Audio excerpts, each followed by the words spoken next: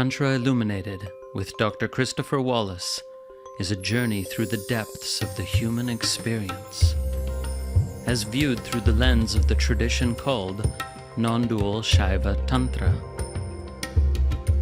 This multi-format podcast delves into the fascinating world of classical Tantra and its intersections with philosophy, neuroscience, psychology, human development, and the broader world of spirituality.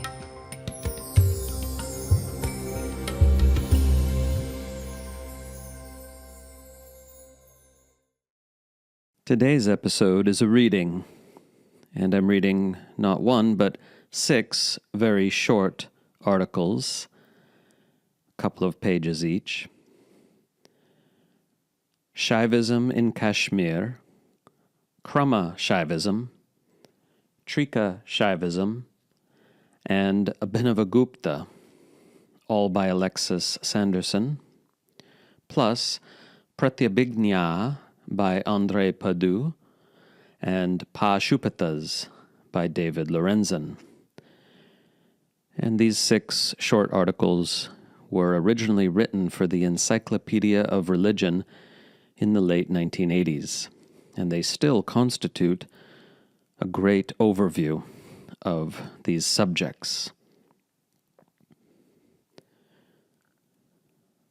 Shaivism in Kashmir. From the second half of the 9th century CE, Tantric Shaivism in Kashmir advanced in various forms into the front line of Brahminical thinking. Learned authors superimposed upon roughly homogeneous groups of scriptural traditions uniform systems of metaphysics and soteriology that could be defended not only against each other, but also against the major non-Shaiva doctrines of the time. By the 10th century, the Shaiva scene was dominated by the confrontation of 2 radically opposed schools. On the one hand, a group of non-dualistic traditions, principally the Trika and the Krama, and on the other, the dualistic Shaiva Siddhanta. The non-dualists, upholding the doctrine that the world and persons are no more than the play of the power of a universal consciousness self, operated from within transgressive cults inflected by the Kapalika culture of the cremation grounds and the erotico-mystical soteriology of the Kaulas. The Kashmirian Shaiva Siddhanta sealed itself off from these quote-unquote impure visionary traditions. It sustained a quote-unquote pure cult of Shiva, based on the 28 agamas, with a soteriology that subordinated gnosis to the ritual praxis of indissolubly individual agents, claiming, moreover, that this praxis was entirely compatible with orthodox Brahminical duty and caste purity.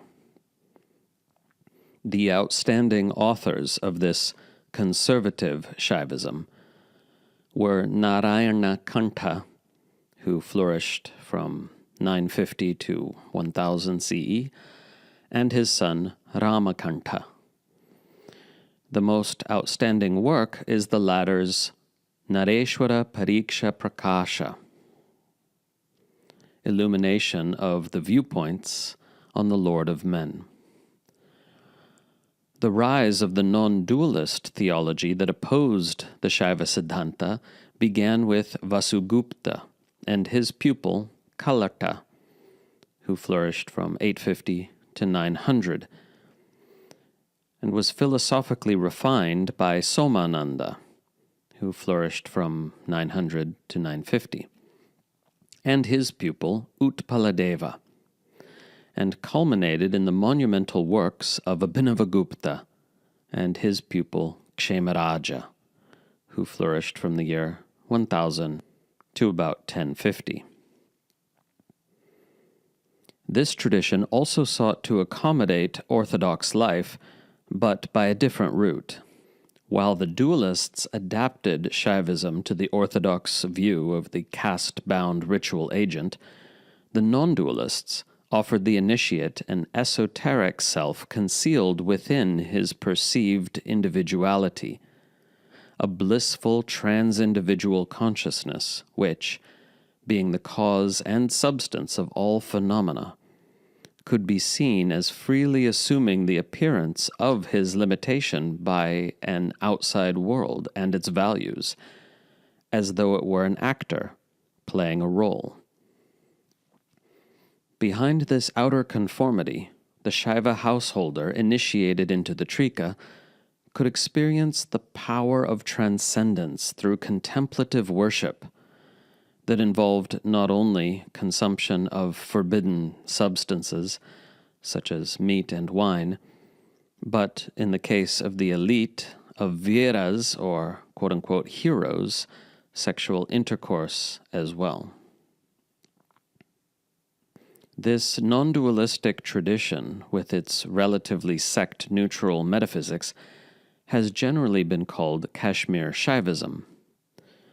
This term, however, obscures the fact that in the 10th and 11th centuries, the period of most of the existing Shaiva literature, it was the Shaiva Siddhanta that was the dominant Shaiva doctrine in Kashmir, whereas the principal Shaiva cult in that region was then, as it has remained, neither that of the Shaiva Siddhanta nor that of the Trika or Krama.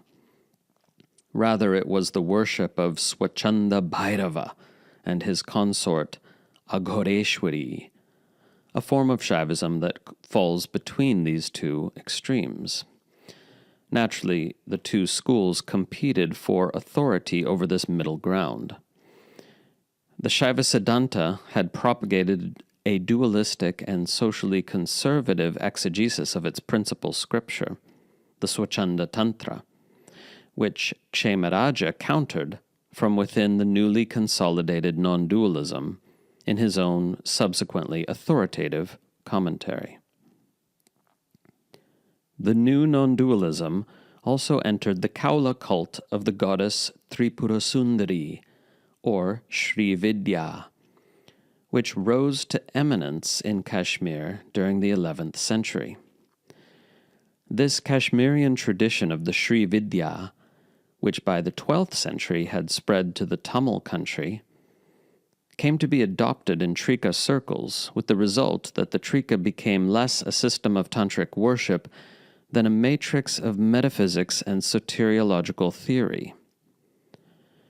Outstanding representatives of this Trika-based Sri Vidya in Kashmir were Jayaratha, who flourished from 1225 to 1275, Sahib Kaul, born around 1629, and Shivopadhyaya, who flourished from 1725 to 1775, and wrote the commentary on the Vijnana Bhairava Tantra that we have today. The cult of Tripurasundari also permeated the worship of the local family goddesses of Kashmir, such as Jwalamukhi, Sharika, Ragni, Bala, and so on. Indeed, she was generally seen as the archetype and source of all the goddesses enshrined in the valley. Though Trika ritual seems largely to have been replaced by that of the Sri Vidya, that of the Krama retained its vigor, being preserved in such later texts as the Mahanaya Prakasha of Shittikanta, the Chuma Sanketa Prakasha of Nishkriyanandanatha, and the Shivaratri Rahasya, the secret of Shivaratri, of Shivaswaman, in which Krama ritual is seen to play an important role in the annual Shivaratri festival. It is also probable that a related tradition based on the Madhavakula of the Jayadratha Yamala Tantra and worshipping Kali as the consort of Narasimha the man-lion incarnation of Vishnu, survived into the late Middle Ages. At present, non-dualist Shaiva doctrine and some techniques of meditation continue to be accessible to the Brahmins of the valley, but the tradition of tantric ritual maintained by the priests through the centuries of Muslim rule has declined to such an extent that it faces imminent extinction.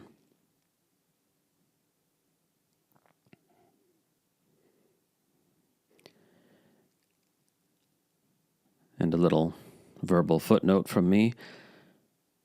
Indeed, the tradition of tantric ritual has now become extinct in the valley of Kashmir, just in the few decades since that was written. But the teaching of tantric philosophy and meditation still continues there, if only amongst a handful of people. Krama Shaivism. The term Krama Shaivism refers to a number of closely related mystical cults of the goddess Kali and her emanations, which, originating in Udayana, in the Swat Valley, and Kashmir, before the 9th century, propagated an idealist metaphysics that exerted a decisive influence on the Trika and thence on the Shaivism. The Krama rituals and their wild, skull-decked, often theriomorphic deities place them within the Kapalika culture of the cremation grounds.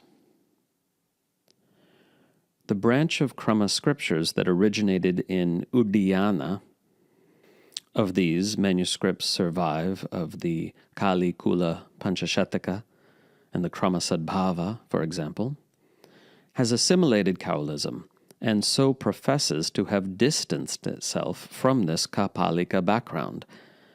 Nonetheless, several Krama gurus in Kashmir, though they followed these scriptures, were Kapalika ascetics, while in the other major scriptural source of the Krama, the Kashmirian Jayadratha Yamala, the reforming influence of Kaolism is absent, and the Kapalika context of the Krama is vividly described. Here it is seen that the Krama arose within a tradition of Kali worship principally concerned with Kapalika rites of spontaneous and controlled possession. Here we speak, of course, of beneficial possession by the deity. The concept of possession developed into that of an enlightenment in which social individuality, with its constituent belief in a world of external powers and in the objectivity of Brahminical criteria of purity, is displaced by the radiant expansion of Kali from within as an impersonal, value-free, and infinite power of consciousness that projects and resorbs the universe within itself. All forms of the Krama ritual are designed to induce this liberating intrinsicism through assimilative worship of Kali, the true self, in and as a sequence, or krama, of sets of divine powers. This sequence embodies all the phases through which this cyclical dynamism manifests itself in the microcosm of the individual's cognition, as it fills and empties itself from moment to moment in the flux of experience.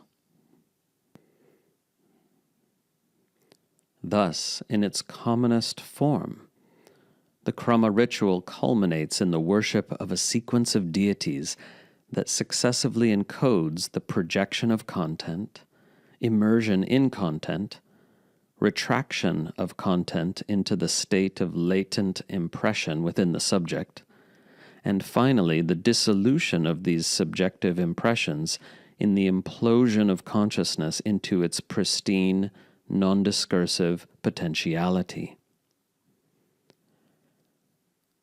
In some traditions, pure luminosity is worshipped as a fifth phase, englobing these four as its creative vibrancy.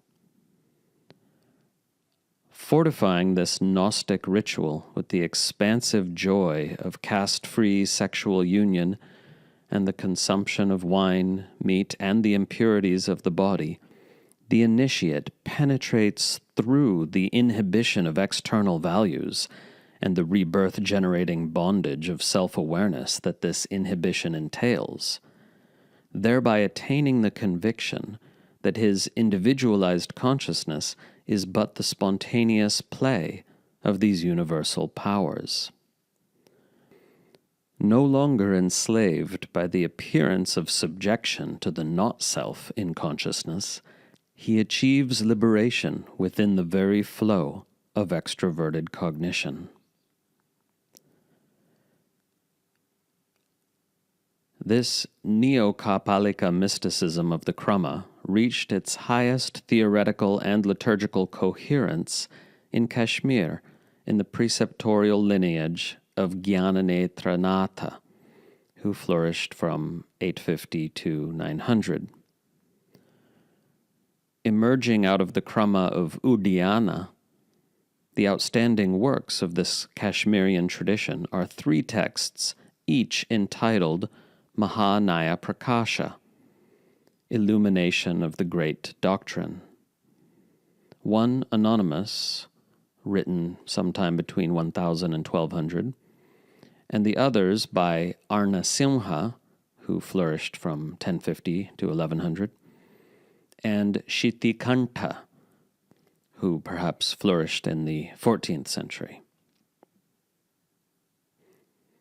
While remaining a distinct sectarian tradition, the Krama strongly influenced the Trika, the other major Shaiva soteriology in Kashmir.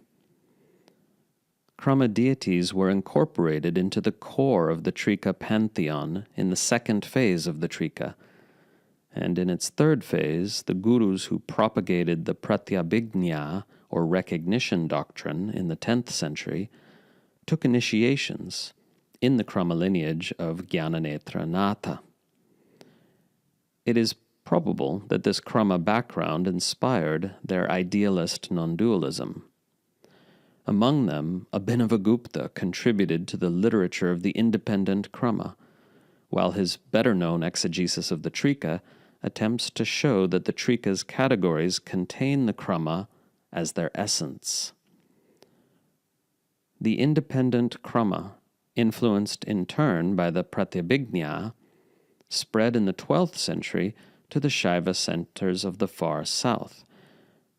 Of this phase we have the Maharta Manjari, or flower cluster of the great doctrine, by Maheshwarananda of Chidambaram in Tamil Nadu, who flourished from 1175 to 1225, and the Chidgagana Chandrika, Moonlight of the Sky of Consciousness, by Srivatsa, who may have flourished in the 12th century.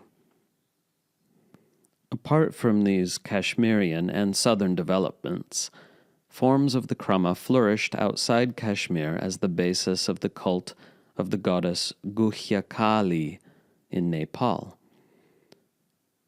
The earliest and richest work of this tradition is the Kali Kula Kramarchana of Vimala Prabodha, circa 1200.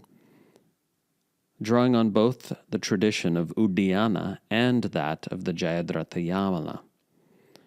Many liturgical texts of this branch of the Krama survive in the Kathmandu Valley, where the cult of Guhyakali, often identified with Guhyeshwari, the principal local goddess, has continued into modern times.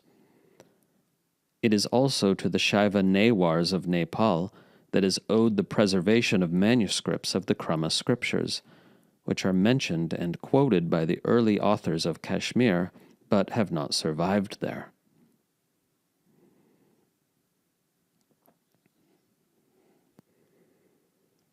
Trika Shaivism. The Shaivas of the Trika tradition were the principal propagators of the non-dualist idealism that flourished in Kashmir from about 900 CE. Although all the known exegetical literature of the Trika is Kashmirian or inspired by Kashmirian authors, there are reasons to doubt that the tradition was Kashmirian in origin. The earliest and probably pre-Kashmirian phase of its development is seen in the Siddha Yogeshwari Mata Tantra, the Malini Vijayotara Tantra, and the Tantra Sadbhava. These tantras lack the exegete's doctrine that the world is the projection in and of consciousness, and their liturgies and yogic systems share the absence of the goddess Kali Kalasankarshini, whose cult was later central to the Trika. In the earlier period, probably before the year 800, Trika Shaivism is defined by a system of ritual whose goal is the assimilation of the power of a triad, or Trika, of goddesses, Para, Parapara, and Apara, the first benevolent, the other two wild and terrifying, garlanded with skulls and brandishing the Khatwanga, the skull-topped staff of the Kapalikas. Associated with the cult of these sect-defining deities was that of the 8 mother goddesses and their embodiments in clans, or kulas, of yoginis. The latter are both supernatural apparitions and human females considered to be permanently possessed by the mother goddesses. They were to be invoked and or placated with offerings of blood, flesh, wine, and sexual fluids by power-seeking adepts whose affinity with one or other of these clans was divined at the time of initiation. This cult of supernatural power through the manipulation of impurity incorporated Kali in the second phase of its development. First alone is the transcendental goddess immanent in the original 3 as her emanations. This is seen in the Devya Yamala Tantra and in parts of the Jayadratha Yamala Tantra, and then accompanied by the pantheon of Krama Shaivism's cycle of cognition, as in the Trika Sadbhava Tantra and the Trika Hridaya Tantra. Since the Krama originated in the far northwest, it is probable that this second phase of the Trika developed in Kashmir. The third phase of the Trika, from 900 CE, represented principally by the Tantraloka, Malini Vijayavartika, and Paratrishika Vivarana, all 3 by Abhinavagupta, shows the tradition competing with the Shaiva Siddhanta for authority within the mainstream of Kashmirian Shaivism. Equipped in the Pratyabhijñā with a respectable metaphysics, it distanced itself from the visionary, power-orientated world of the early Trika. Its sect-defining rituals are directed inward to self-contemplation in unmotivated performance, so that in principle they can be abandoned when Gnostic self-cultivation no longer requires their support. Behind this level of tantric ritual, which gave the sect its broad base in the Shaiva community, this phase of the Trika preserved, as the cult of the virtuosi, a variety of the erotico-mystical cowlism associated with the perhaps mythical saint Machanda. This tradition had its roots in the cult of the clans of the 8 mother goddesses seen in the first phase of the Trika, in related Shaiva cults, and in Buddhist adaptations in the Heruka Tantras, but broke away from this substratum by rejecting the external aspects of the culture of the cremation grounds. This trend toward mystical interiorization is extremely marked in the Trika Kaolism of Abhinavagupta, who propagated a meta-aesthetics in which orgasm with the consecrated female partner the key moment of higher Kaula practice, was to reveal the all-containing dynamism of the Absolute Self radiating in blissful consciousness as the reality embodied and less directly perceived in the structure of its divine powers worshipped by lesser adepts in the tantric and preliminary Kaula rituals. For more on this, see the earlier recording called Mandala and Agamic Identity, Parts 1 and 2. Distinctive of the third phase of the Trika are 1. The doctrine of the coessentiality of the triad of the individual, Nara, cosmic power, Shakti, and the ground of Shakti, Shiva. 2. The equation of the worship of the three goddesses in their Kali ground with liberating awareness of the unity in pure consciousness of A. Precognitive impulse, cognition, and action, Icha Jnana Kriya, B. Object, medium, and agent of cognition, and C. Projection of, immersion in, and retraction of content in consciousness. So just to clarify, because that was hard to follow, he's speaking of the equation of the three goddesses of the Trika, all three grounded in the ultimate reality of Kali, with other triads which are ultimately grounded in the liberating awareness of their unity in pure consciousness. Those other triads being the ones just listed. The next element distinctive of this third phase of the Trika is ascent through the three means of salvation. First, Arnava, the embodied means, that utilizing action, both ritual and yogic. Shakta, the empowered means, which works through the gradual intensification of a purely mental representation of reality toward its self-transcendence in non-discursive revelation. And Shambhava, the divine means, that is, self-realization unmediated by thought in the inner vibrancy of the precognitive impulse. And the final two elements distinctive of the third phase of the Trika are the hierarchy of 7 levels of the contraction of the self, from the Shiva mode to that of the individual. This is covered in Chapter 3 of the Recognition Sutras. And finally, the claim to Catholicity, that is, universality. The third phase of the Trika claims to be the summation of and key to all Shaiva traditions, both orthodox, that is, the Shaiva Siddhanta, and heterodox, that is, the Bhairava Tantras, Kaulism, and the Krama. After Abhinavagupta and his pupil Kshemaraja, the third phase of the Trika spread southward as far as the Tamil country. There it provided the theoretical basis for and influenced the form of the cult of Sri Vidya.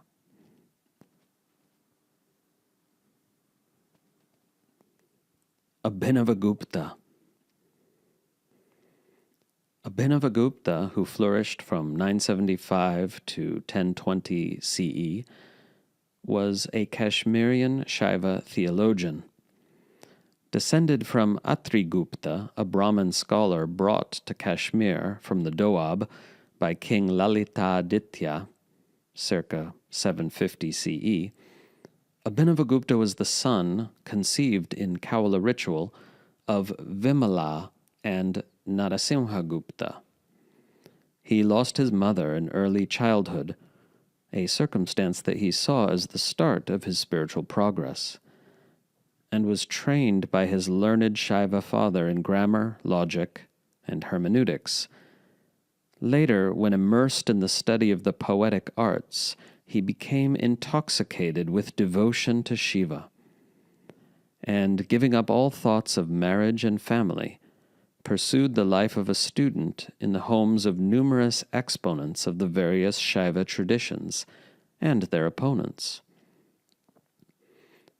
Abhinavagupta's major works fall into four groups, treating the Trika, the Krama, the Pratyabhijñā, and aesthetics. In the field of the Trika, his main effort went into the exegesis of the Malini Vijayottara Tantra, which he saw not only as the fundamental scripture of the Trika, but also as the essence of the entire Shaiva revelation in all its branches.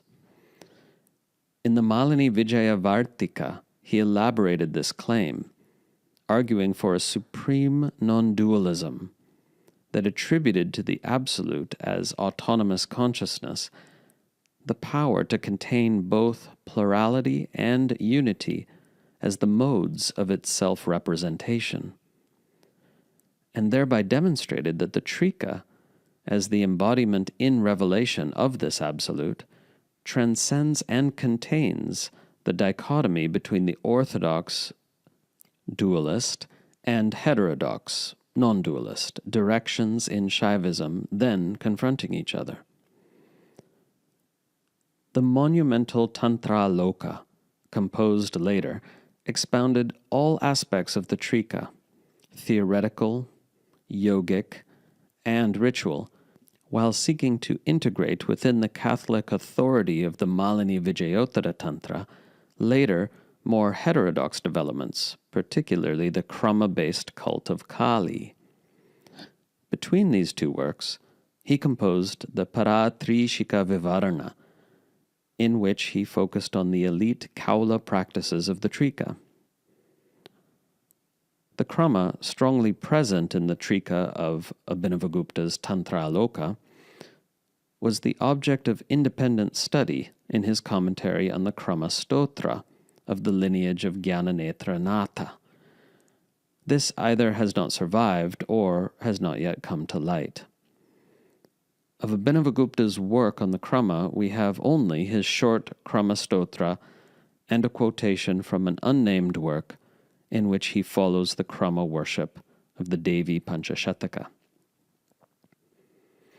In the philosophical tradition of the Pratyabhijñā, we have two masterly commentaries from Abhinavagupta, the Ishvara Pratyabhijñā Vimarshini, on the Pratyabhijñā Karika of his teacher's teacher Utpaladeva, and the Ishvara Pratyabhijñā Vivritti Vimarshini, on that author's lost auto-commentary on the same.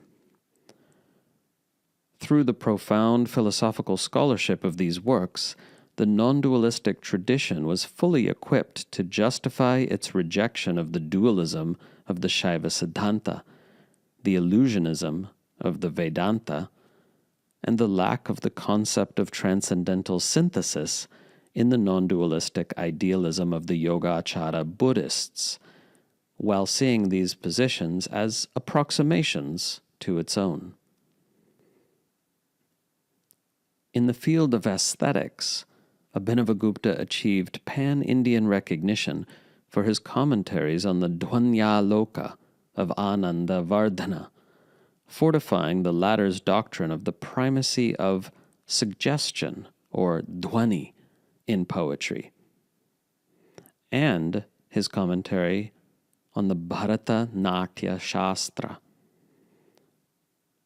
This second commentary, called the Abhinava Bharati, exhibits vast learning in the arts of drama, dance, and music, and is justly famous for its subtle theory on the nature of aesthetic experience as a distinct mode of cognition between worldly, appetitive awareness on the one hand and the blissful interiority of enlightened consciousness on the other. The study of aesthetics was traditional among the Shaivas of Kashmir, reflecting the importance of dance and music in their liturgies, and the aestheticism of the Kaula mystical cults, which saw enlightenment not in withdrawal from extroverted cognition, but in its contemplation as the spontaneous radiance of the self.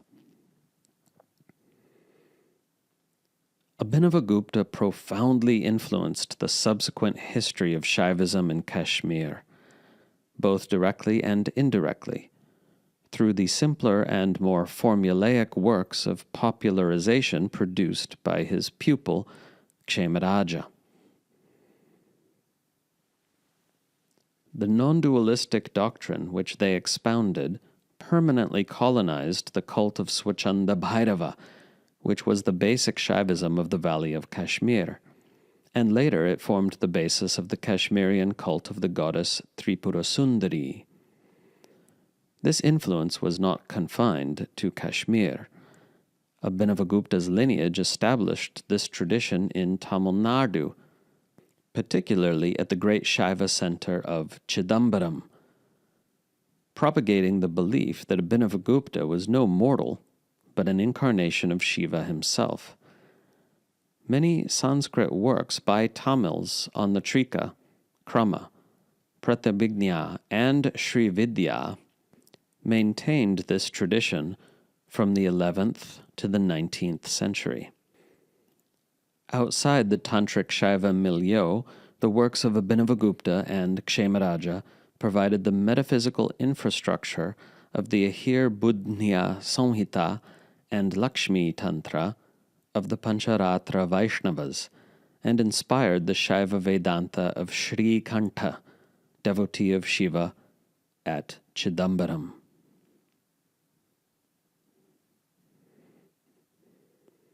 The preceding 4 articles, Shaivism in Kashmir, Krama Shaivism, Trika Shaivism, and Abhinavagupta, are all by Alexis Sanderson. The one that follows, on the Pratyabhijñā, is by André Padoux.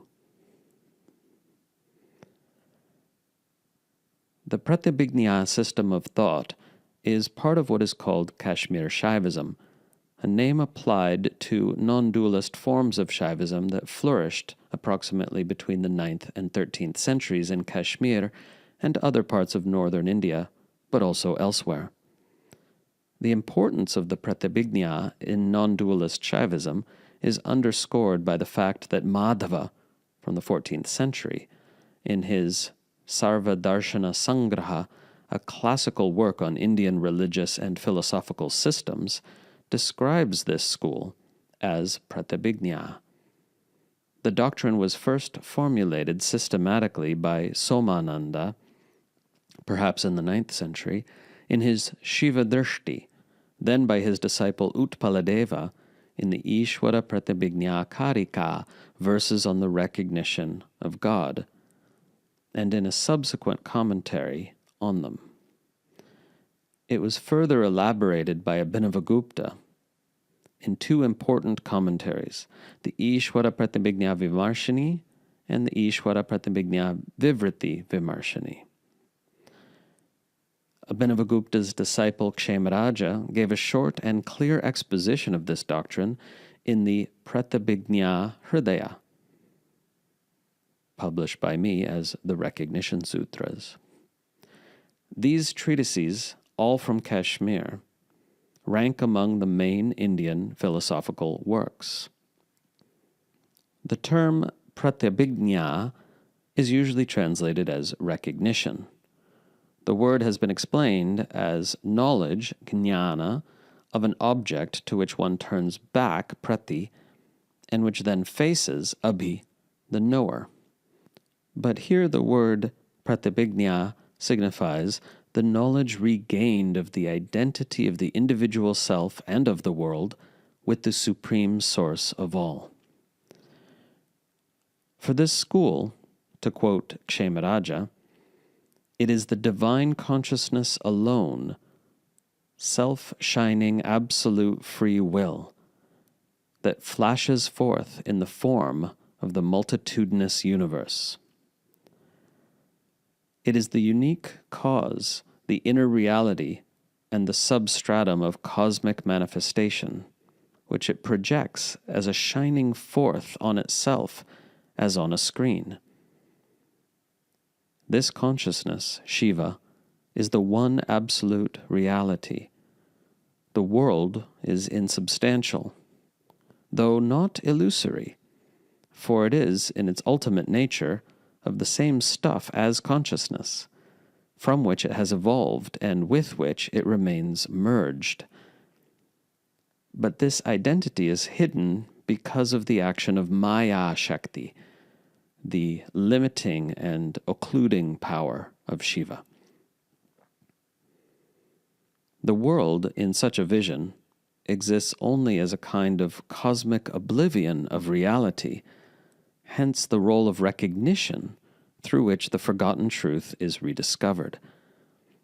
Pratyabhijñā is not remembrance, however. It does not result from memory, despite the important metaphysical role of remembrance in non-dualist Shaivism, but rather from a synthetic activity of the mind that destroys the misconceptions veiling the real nature of the Supreme Self, and finally brings one to realize the truth.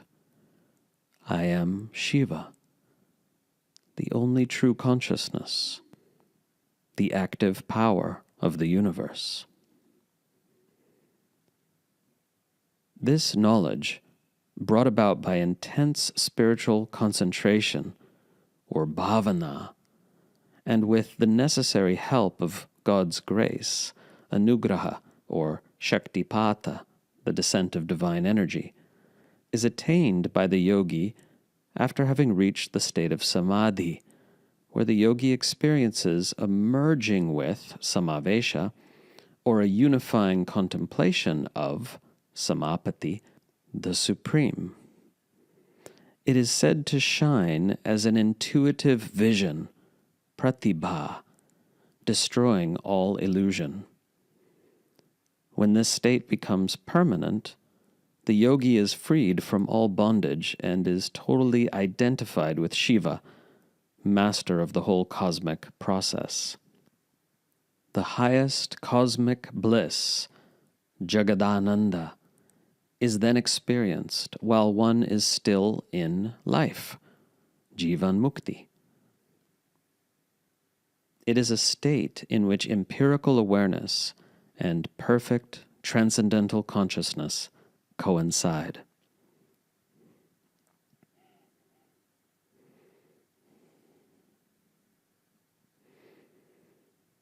And the final article is by David Lorenzen, and it is on the Pāśupatas, which is the pre-tantric phase of the religion of Shaivism.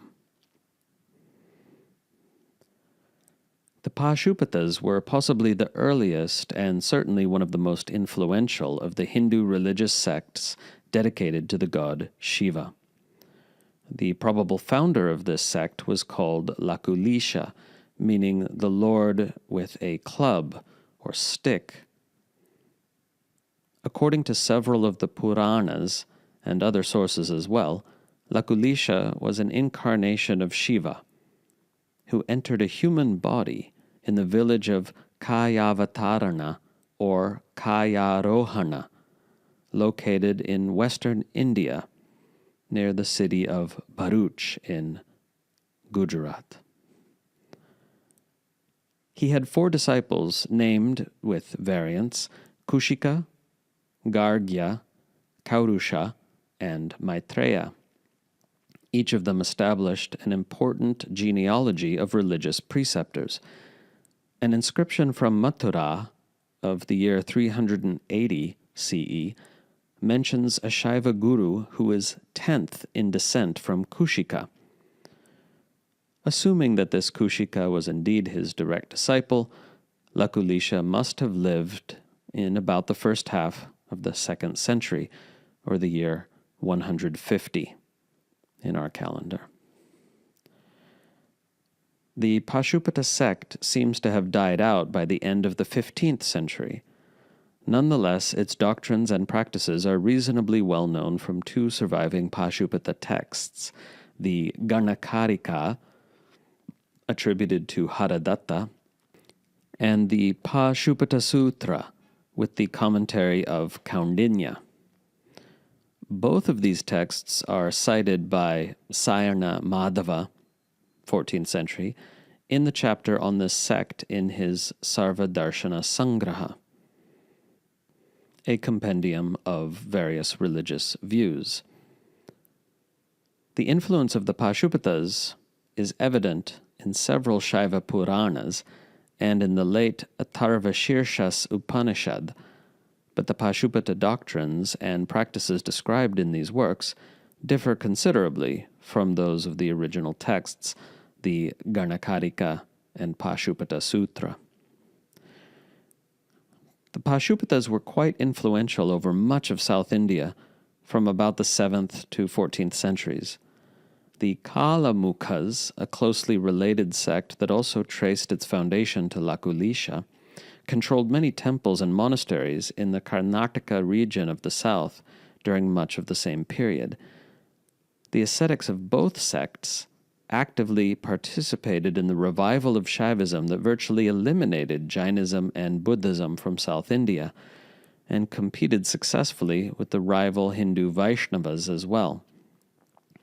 As a result, even today, Shiva remains the principal god of the Hindus of this region.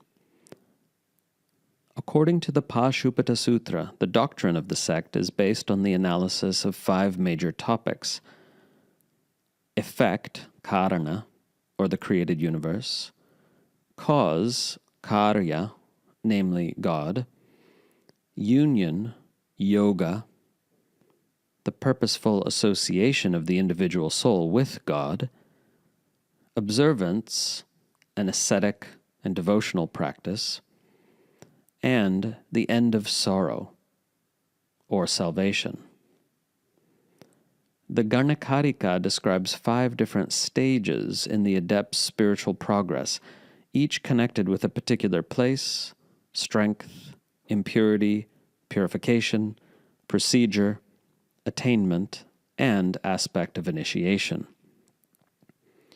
In the first, the marked stage, the adept stays with his guru in a temple.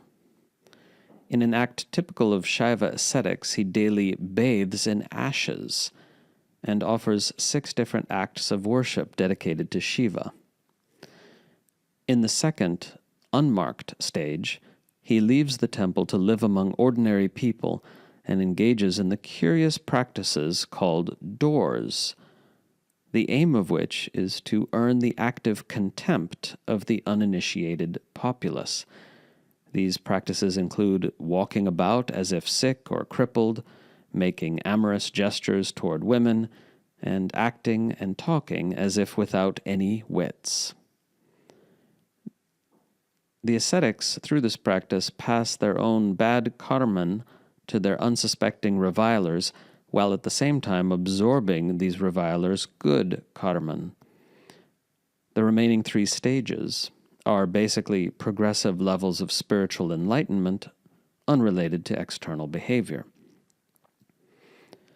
As in the possibly related doctrine of the Shaiva Siddhantans, the Pāśupatas make an ontological distinction between the individual soul, Pashu, God, Pati, and the fetters of this world, Pasha.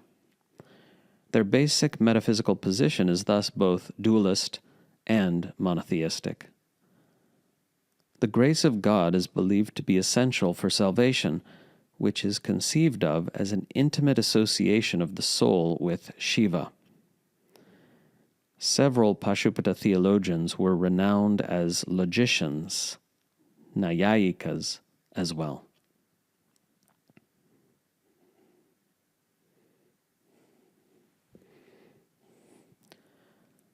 Hope you enjoyed some or all of those articles.